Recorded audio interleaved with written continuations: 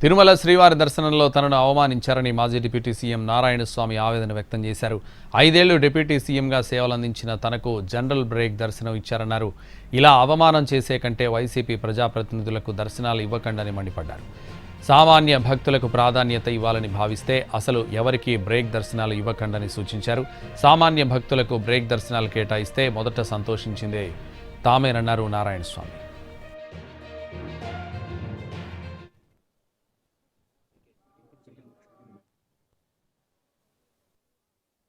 ఈ రోజు ఎంత బాధని చెప్పను. ఇది కూడా దేవుడికి ఒప్పించిన జనరల్ సీట్లు పెట్టి నన్ను తీసుకొని ఒక దగ్గర కూర్చొని పెట్టి నీకు కూడా జనరల్ ఇచ్చారు, మేమేం చేయలేమని చెప్తే చంద్రబాబు నాయుడికి నా విజ్ఞప్తి ఏమంటే దయచేసి వైఎస్ఆర్ పార్టీకి సంబంధించిన వాళ్ళు ఎమ్మెల్యే ఉన్నా ఎమ్మెల్సీ ఉన్నా ఎక్స్ మినిస్టర్ ఉన్నా ఎక్స్ బోర్డు చైర్మన్ ఉన్నా ఎక్స్ బోర్డు మెంబర్లు ఉన్నా మాకు ఈ దేవస్థానంలో కనీసం ఈ ప్రోటోకాల్ లేకుండా దర్శనం లేకుండానే చేయాల్సిందిగా నేను ఎందుకంటే చంద్రబాబుని కోరుతున్నాను.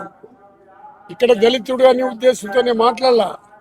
ఎంత అవమానపడాలనో అంత అవమానం చేశారు.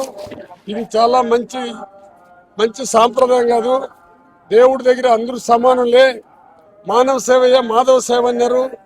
దేవుడి దగ్గర కూడా ఇటువంటి డిఫరెన్సెస్ పెట్టుకొని ఇటువంటి ట్రీట్మెంట్ ఇవ్వటం ఈ కూటమి ప్రభుత్వానికి కాదు, మా ముఖ్యమంత్రి చంద్రబాబు నాయుడికి కూడా చెప్తున్నాను, ఇది మంచిది కాదు. దీంట్లో కేవలం వైఎస్ఆర్ పార్టీని ఆలోచనతో ఇటువంటి దారుణమైన కార్యక్రమాలు చేయొద్దని మీ ద్వారా చంద్రబాబు నాయుడికి విజ్ఞప్తి చేస్తున్నాను. నన్ను ఈరోజు ఎంత